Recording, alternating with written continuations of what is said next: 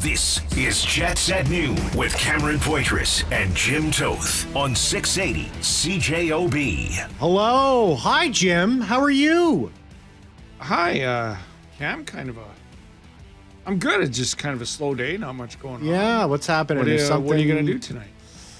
It's going to kick back. Want to go to a movie? I haven't been to a feature film in a while. I got about 2.5, 3 hours to kill sometime around 7 o'clock. So if you want to just head out, you go for a cruise. You want to go for a walk? Yeah, a walk. That sounds nice.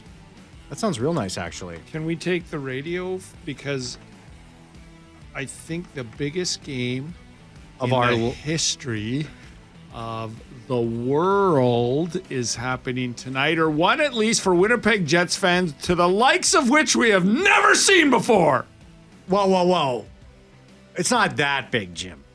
It's big. Just another game. But it's not that big. Is this just another game? The Winnipeg Jets taking on the Dallas Stars. Pre-game gets going at 5, puck drop at 7 o'clock. That's how the team's going to frame it. I mean, the morning skate didn't start till 11 o'clock our time, so we have a little bit of information.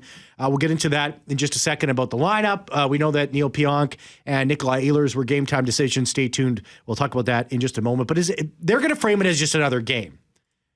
Yes. But it's not.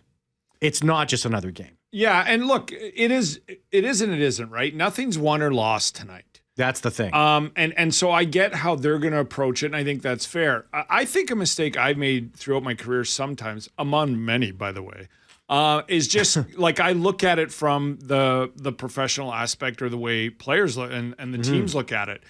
And I don't often take into what it means to the fans, right? To the fans, and you let us know at 780-6868 on the text line today, I think to the fans, this is a massive game. And not just because you think back to when they first punched their ticket, that way back when to the playoffs ever, or when they get in and maybe they finish high in the division or whatever. This is a chance to win the President's Trophy, and the division, which is something they've never done before or accomplished. Right. And it is something because it's not just the division in my mind.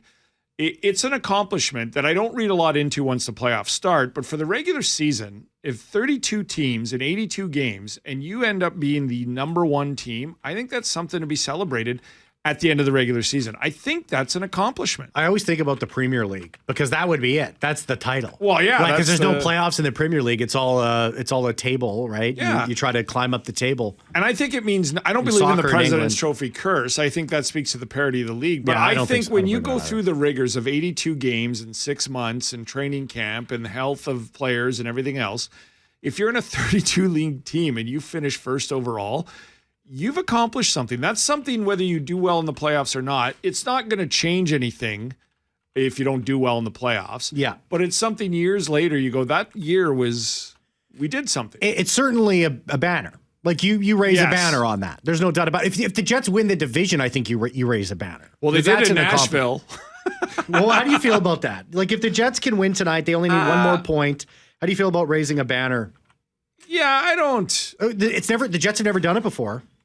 Well, see, that's why I think it's significant. Now, to the players in the organization, it's not, and it will be in the offseason. It's all about the playoffs. It's all about the Stanley Cup, as it should be. Mm-hmm. And if they just win the Central Division and Washington finishes first overall, I'm just like, well, good. You did good, but it's all about the playoffs.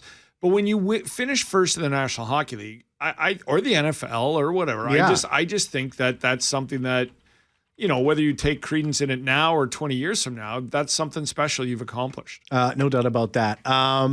Biggest game of the regular season, 2.0 era. I wanted to poo-poo that so quickly, Jim, because you hear this all the time. This is the biggest game. It's constant.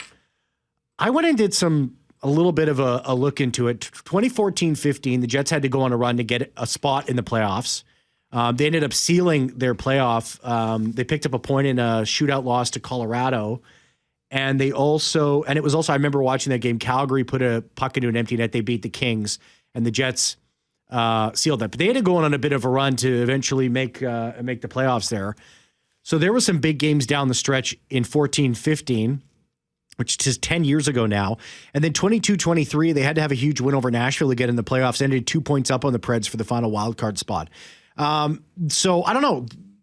Are those Were those games bigger? I mean, this is the ultimate recency bias, right? Yeah. Because if you can remember every moment, every game late in every season for the Winnipeg Jets and put it on some kind of wide scale, maybe then you could determine if this is the biggest game in the history of the Winnipeg Jets in the regular season. But I'm not into that kind of talk. Well, let me put it to you this way.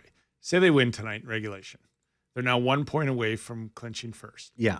Is Saturday's game in Chicago not the biggest game of the regular season, or was tonight's bigger? Well, yeah. Well, think about the game against Vegas. Because they could lose tonight. Yeah. And then they win 2 of the next 3 or all 3, and they finish first overall. And then, but as of right now, so this is why I think it's a big game, bigger than normal or regular It's definitely season. Bigger than normal. There's no doubt about that. Because of its Dallas, because of its solidifying yourself, because it's putting your foot down, because it's like we're this, we're that. And you know, I'm not going to, as I do often, I'm not going to overread if they lose 4-2 tonight. I'm not going to overread if they win 5-1 tonight. But it would be really good if they did. And that's why tonight's game is important, Cam, is because you want to see what's going to happen and how it's going to happen. That's why it makes it more than just a regular season game to me. Regardless of the result, which is at the forefront, I'm looking at the result. I want to see what's going to happen and how it's going to happen when these two teams meet up at this point of the season. No doubt about that. 204-780-6868. Jets at Noon is brought to you by Wash Method Car Wash, 690 St. Anne's Road. VIP take on the text line. Win a VIP car wash from our good friends at Wash Method, 204-780-6868. We'll announce the winner later in the program, which, of course, has us coming live from the Boston Pizza Studio for gourmet pizza and pasta. Bring the team to Boston Pizza. Can I give you some rage bait, Jim? Rage bait? Yeah, because I perused the forums. I'm not an angry man. I troll the forums. Oh, you do? Yeah, I'm a big troll, big forum troll. I run 13 since I last checked burner accounts on X and Facebook. Where 13? I just and your 12 burner phones? Yeah, those are over here. That I just harass people on. You do not. I just like Jim, you think some of those guys are like they Wait a minute. I'm gonna look at one of my accounts. Yeah. Are you? Yeah. Yeah, that's me, Jimbo. Yeah. So there might be 2 of them that are me. So anyways, what was going on? I saw we should get burner accounts and harass each other. You are the dumbest hockey person. Man, like, here you go heard. again, Jim Toth. I saw some people suggest to leave Iafallo on the top line. If he's playing so well there, which he is, all credit to Alex Iafallo. If he keeps playing there so well, why don't these use Velarde down the lineup and keep Iafallo up there on the top line? What do you think about that, Jim? It's not free-for-all Friday. Oh, so I'm not touching that one with a 20-foot pole? I don't think much of it. I think if you asked Alex Iafallo, he might agree that, yeah, I wouldn't. No, he wouldn't. He would be up there. Look, it's worked out, right? And it's worked out pretty well. That's right. But and I give Alex Iafallo full credit. I thought the last game was his best as a Jet. Like, I haven't seen all of the games in his career, so I'm not going to go that far. But I thought his last game was his best as a Jet, and he has filled in there, right? And everybody raised an eyebrow, right? Why not Perfetti? Why Iafallo? Yeah. So I give him full credit for that. But Gabe Velarde is Gabe Velarde, right? I'm not going to go down the road. Now, if it was 2 games to go in the regular season and Velarde was back, I could see in the first game back that they put him somewhere else. Yeah. And just let him get acclimatized and not play like 20-some minutes. But that is Velarde's spot now and probably for the next couple of years of his new contract that he's likely going to get. 204-780-6868. I'm having some issues with our text line right now. If you're trying to text into if you're trying to text into the show, which I've been let go, I got no more access. Yeah, no, we're having issues with our text program. So here's how we're going to do it. Text Cam at his home number of Here's my cell phone. Shoot me a text. No, listen, my email's still working. Send me an email, cam@cjob.com. So we'll use that to determine. My email's working too. Yeah, our emails are working. So if to win that VIP car wash, we're going to give it to the winning email, which you have to email me, cam@cjob.com or jim@cjob.com as well. Everyone's been waiting patiently. Mitchell Clinton put this out. He's down at Texas. Of course, he's going to be doing the color commentary ahead of tonight's game. Pregame at 5, puck drop at 7. Mitchell Clinton put this out on X. Kupari is also on the lineup in a regular jersey. He was a non-contact yesterday. Doesn't look like he's going to find his way into the lineup. Here we go. As we know, Ehlers and Pionk are game time decisions. On the top line, Connor, Scheifele, Iafallo, Ehlers, Nemestikov, Perfetti, Niederreiter, Lowry, Appleton, Brandon Tanev, Morgan Barron still at center, and then Jarrett Anderson-Dolan. On defense, Morrissey, DeMello, Samberg, and Pionk, Stanley, and Shen on that bottom pairing. So anyways, listen, I'm not going to sit here and say that Ehlers and Pionk are not going to remain game time decisions. I'm sure they are, but this is how close these guys are to coming back into the lineup. And in a game like tonight, I mean, does this cross that threshold of, hey, you always hear that, like about with Brady Tkachuk with the Senators. If this was a playoff game, he would be playing. Yeah. Is this a situation with Ehlers and Pionk? This is a game that, like, listen, we want to put them in the lineup. If they weren't ready to go, I don't think they would be going. But that being said, I think they would have circled this to get ready by now. Yes. And I think, honestly, to be honest with you, in the last game where he was taking the pregame skater warmups or whatever, or no, he wasn't, sorry, Ehlers, but I think if it was a playoff game, I'll put it to you this way. If it was a playoff game last game, they both would have played. Yeah. It wasn't, and I think the fact that they didn't play was to ensure that they could be in tonight's game. 204-780-6868. Hopefully you can send that a message to us by the end here. Let's take a break. Let's come back. Our text line is down. If you want to get your thoughts to us, quickly. Yeah, go ahead. Sorry, speaking of the Trolls quickly, Mitchell Clinton's put out the lineup, and the pairing is Stanley Shen, and somebody's replied, no way Arneal is a serious coach because Logan Stanley's playing over Fleury tonight. And I'm like, well, you might want to check the record. You might want to check 53 the wins. Standings on if Scott Arneal's a serious coach. Shoot Jim and I. Is that you again? Is that your burner? No. We should troll each other and just come into work and go, this guy last night, I don't know who it is. Well. You send us an email, jim@cjob.com and cam@cjob.com. Still to come, Josh Bogorad, friend of the program, Stars play-by-play voice, is going to be joining us right after 12:30. I want to look back at the last three games for the Stars, and we got to talk about the late collapse against Vancouver. Rantanen missing. Is that starting to, Rantanen, how's he slotted in? Heiskanen has been missing. Is that starting to catch up for the Dallas Stars? And there was some, Mark Chipman had some great words for his general manager. This from 32 Thoughts with Elliot Friedman. I'll read that for you when we come back. It's at noon with Cameron Poitras and Jim Toth on 680 CJOB. Welcome back to the show. Yeah, I'm getting some emails. We'll squeeze some of those out. Hey, and you can also give us a call on the Boston Pizza Jets at Noon hotline, open 24/7, 204-780-6800. Coming for lunch every weekday to Boston Pizza. Get a delicious main, side, and ice cold drink for $15 only at BP. Mark Chipman during 32 Thoughts by Elliot Friedman, insider at Sportsnet. Here's what Elliot Friedman wrote. I can't read the whole thing here just because of time, but here's what Chipman said on Chevy.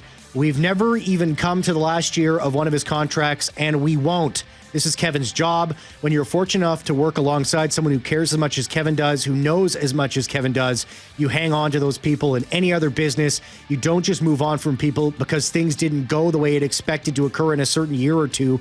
Kevin has grown every year and has gotten better at his trade every year. And honestly, I'm not starting over with somebody else. I'm at an age where I feel certain he will outlast me in this organization.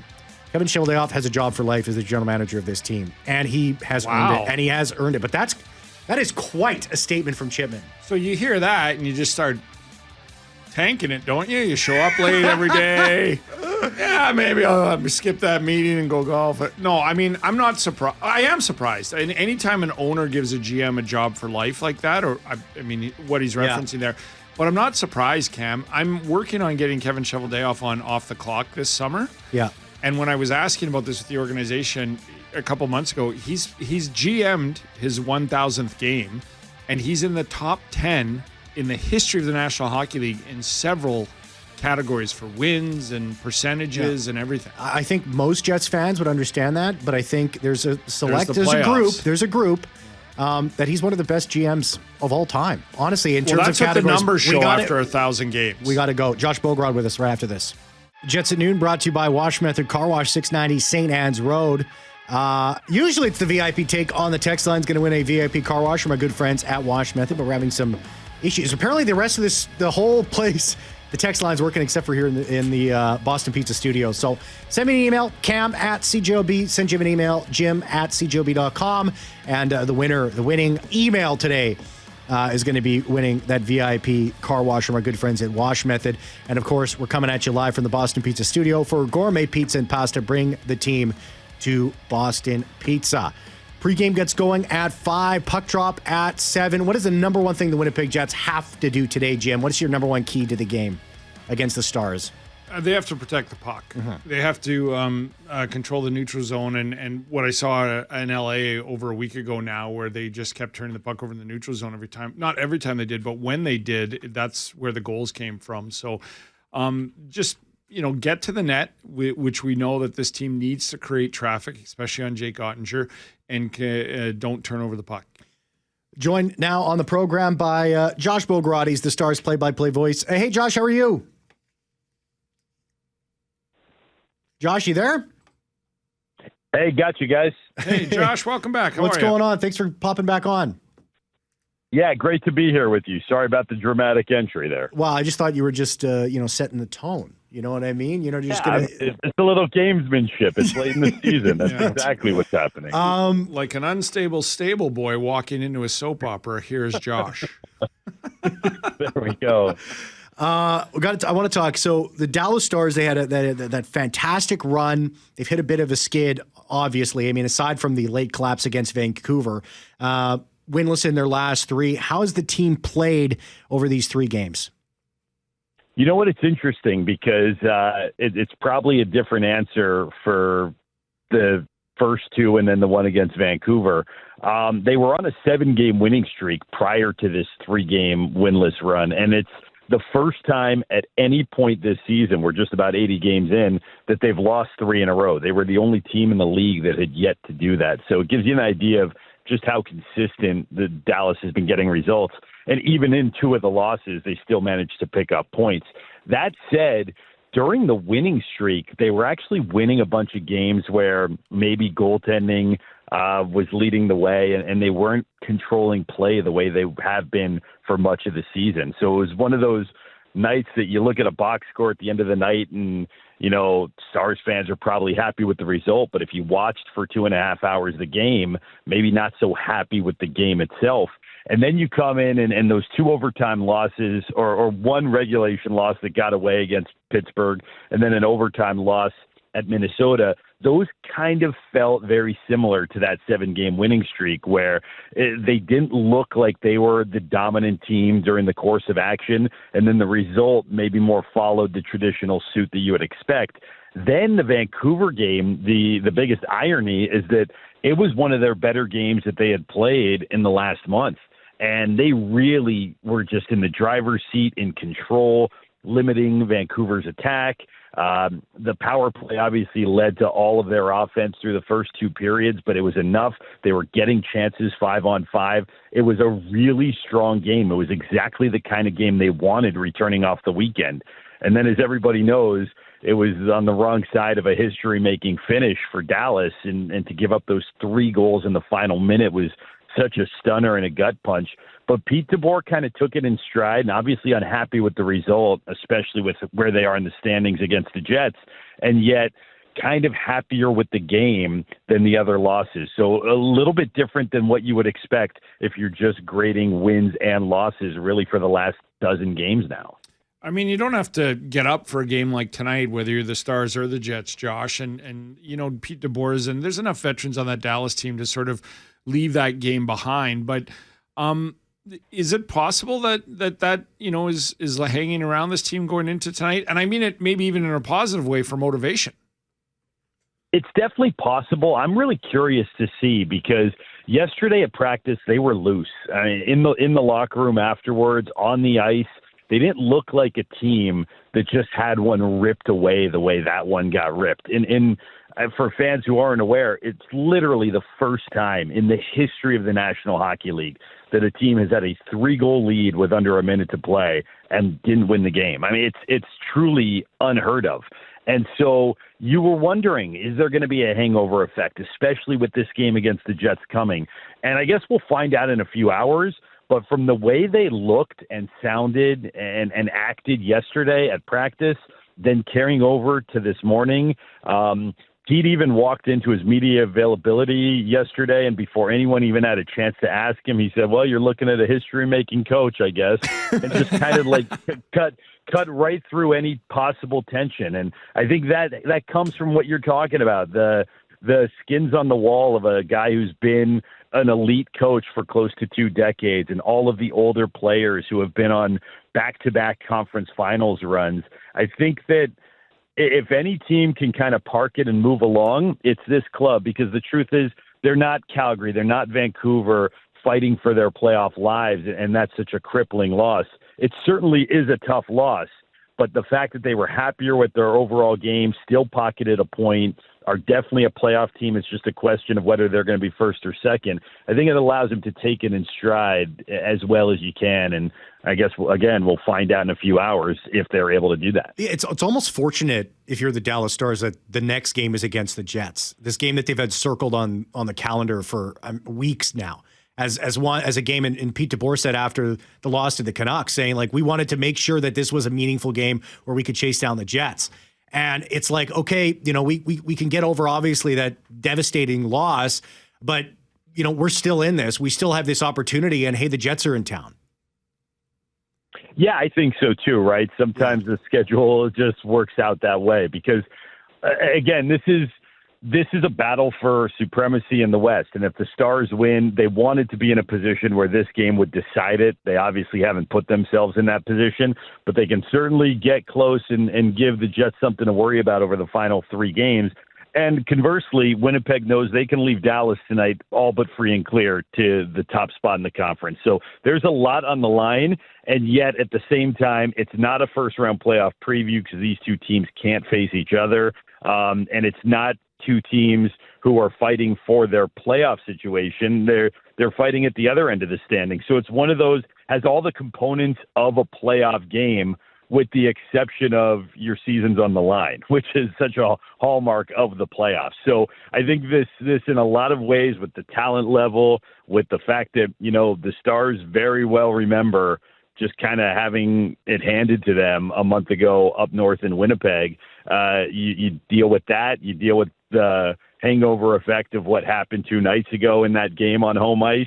There's a lot at stake, and yet it still probably isn't quite where we're going to be in a week and a half when the Stanley Cup playoffs start. But so many reasons to be excited about this game and this matchup, because this is a good one if it's December, and it's even amplified here in April. How are the Stars with Rantanen and everybody? We're waiting for Heiskanen to come back. Well, they are. I shouldn't say we are waiting for Heiskanen to come back and potentially Sagan and stuff. But how are they right now? Like we see them give up the third period leads the last couple of games, but man, they still look as deep and dominant as ever, even without those players. How's it all gone since Rantanen got there? And what do you see from the Stars at this point of the season, Josh? It's kind of like the first answer about those dozen games. The results have been there. The game flow hasn't the way they wanted. And that doesn't completely coincide with the trade deadline. You start a little bit after that. Mikko personally looks more and more comfortable by the game here. Again, it feels like it was a long time ago, but it wasn't. 3 months ago, he was still a member of Colorado. Then he went to Carolina, and then he's back here staring down the possibility of possibly playing Colorado in a playoff game in a week and a half. I can't recall a time where a player has been on that much of a tidal wave, like with multiple plot twists along the way, and how quickly it all happened. So he's going to be in Dallas for about the next decade, right? This is the first of 9 playoff runs that he signed up for with the Stars. And it's still such an infancy stage. The chemistry of him and Rope Hintz and Jason Robertson looks like it's getting better and better with each game, and that's what they were hoping for. But then underneath, you're right. It is, I mean, it is a dominant lineup, especially the way it is right now. You go down the center and down the spine, you've got Hintz, Duchesne, and Wyatt Johnston as your top three centers. And talk about just being a playoff nightmare in matchups when you can trot that out. Jamie Benn is playing. You can't even number lines 1, 2, 3, right? Because you don't even know if Sagan gets back, what that's going to do. You've got guys like Granlund and Robertson, and Marchment is having a fantastic year. It's as deep a forward group as you're going to find. They've got multiple 30-goal scorers, even more 20-goal scorers, guys that can hurt you. Too many guys to even play on your power play unit. So where they are on paper is exactly where they wanted to be when Jim Nill built this roster. Where they are in practice is trying to fine-tune those elements of their game here over the last 4, because, again, they still feel like there's a higher ceiling than what they've been playing like over the last dozen games, regardless of what the points tell you. Because it is a club that's picked up points in 12 of 13 games. Even with the ones that have gotten away that were just referenced, they have been incredibly consistent in that regard. They're more focused with how their actual game looks and how this game tonight looks than even the results, which is crazy to say when you're fighting for a conference. But they're not really afraid of any team or any matchup, because when they're playing at their best, they've got a lineup that they believe can go out there and match and beat anybody. Any concerns in net? No, not from this standpoint. I mean, like, Jake Ottinger and Casey DeSmith have been outstanding. I know it's crazy. That Vancouver game forces you to adjust on the fly in a way that you're not usually having to. DeSmith was on pace for a shutout against his former club through 40 minutes, and the next thing you know, it's a game where half dozen against you. It was so bizarre. And Josh, I mean, you're not like, which ones of those are you putting on him? I mean, that was the guys in front of him. Yeah. None. Maybe the first one, there was a wraparound where he got a little bit loose. It banked off his escape plate. It was still on a power play. Maybe that one, but that's it. And credit DeBrusque for that play. But Casey's been, look, if they had a best number 2 netminder in the league award, like, he's got it locked up. I mean, he has looked every bit the number 1. His numbers still are exceptional, but going into that game, I mean, he was sitting on a 238 goals against average, looked like he was going to improve it. And he's had some tough assignments, second games of back-to-backs, tough opposition, getting thrown in there. He's been tremendous. Jake is one of the best in the world. And I think he and DeSmith collectively are a big reason why they have gotten all of those wins and points over this 3-4 week stretch, because their goaltending has been phenomenal, and they're probably as locked in right now as they have been at any point in the season, which is saying a lot for a club that lives near the top of the goals against leaderboard all year long. It could happen, but I don't think it will. I don't think we're going to get a dud tonight. I think it's going to be a pretty good game, Josh. Always awesome having you. I certainly hope not. always love having you on the insight of this, and enjoy the game tonight, and hopefully, maybe, potentially, have you back in the second round. We'll see you in the second round, Josh. Take care. You know what? If we're talking and we both have games coming up in the second round, I know both cities will be happy. So we'll see how it shakes out, but look forward to that being a possibility. Yeah, help Dallas with get over the Doncic trade, right? Yeah, oh my goodness! I don't even. Do you guys know that last night he returned? Yes, with the Lakers. It was the first time he was back, and I mean, this city just kind of had a fog all over it the last 24 hours from a sports standpoint. So it'll be really nice to wash out that arena with Stars and Jets tonight and get a playoff preview. Yeah. Josh Bogorad, Stars play-by-play voice. Josh, always a pleasure. Take care, okay? Thanks, guys. You too. Yeah. Thanks, Josh. They should play that Dokovic tribute video at the Stars game tonight and try to get the Stars off their game. You know what? That trade is going to go down. It's going to go down as well. You can't sit here right now and say it's going to go down as one of the worst ever, but we can. Early indications. Not many trades you can. You need a lot of time and often years to find out. I think we can say that now. That's just me. Yeah, I don't know. That's like a franchise. Unless they turn Anthony trade. Davis around and get LeBron back for him or so. I don't know. But look, I don't think it's going to be a dud tonight. And I don't want to oversell it because it might be like some. I thought the most interesting thing that Josh said there was about when they went on that run, the Stars weren't playing to their best ability. I was surprised because I didn't get to catch many of the games. I was just kind of saying, oh man, these guys can't be stopped. And he kind of comes in and be like, hold on a second. Like the Stars were not the best team in a lot of those games. You know why Josh is so great is because he's not a homer. He knows his stuff. I've watched the last 3 games for Dallas where they are 0-1-2. Yeah. They, on paper, this team should not even lose a shift, let alone a game. Yeah. And they're just not, and Jets fans have been through this. Jets fans have had some really good teams, and you're like, why aren't they playing better? I mean, it could happen by playoff time, but the Stars are very, very, very good and deep, but they don't look complete yet. They're on the ice, they don't look that in sync as they should. Producer Jeffrey Fortune knows all about this. Space Jam, Mike's special stuff. Hell yeah, I do. We'll be right back. Jets at noon with Cameron Poitras and Jim Toth on 680 CJOB. Congratulations to Steph, the VIP car wash winner with the VIP email today from our good friends at Wash Method, 690 St. Anne's Road. Hey, boys, so obviously Gabe gets his spot back when he comes back from injury, but where do you put Iafallo, fourth line? I feel like Al is just a great piece of the puzzle for the Jets after his bump up.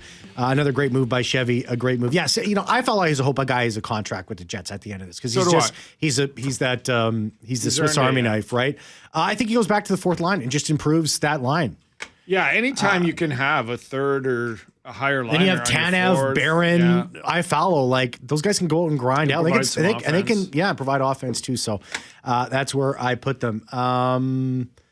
Also, hey, did you miss your chance to get your thoughts on the show today? Call the Boston Pizza Jets at Noon Hockey Hotline, open 24/7, 204-780-6800. Come in for lunch every weekday for Boston Pizza. Get a delicious main-sided ice-cold drink for only $15, only at BP. What do I hear there, Forche? What is this? A little creeping death. It must mean that Passover's right around the corner. Playing some Creeping Death by Metallica. I'm off tomorrow. I'm off Monday. Good Pesach. Chag Sameach. To all my Jewish brethren out there. Easter's coming up too as well. And we always end me going into Passover break with Creeping Death. Turn it up, Forche. Game time. Metallica. Jets. Dallas Stars. Pre-game at 5. Puck drop at 7. Die. Die! Die!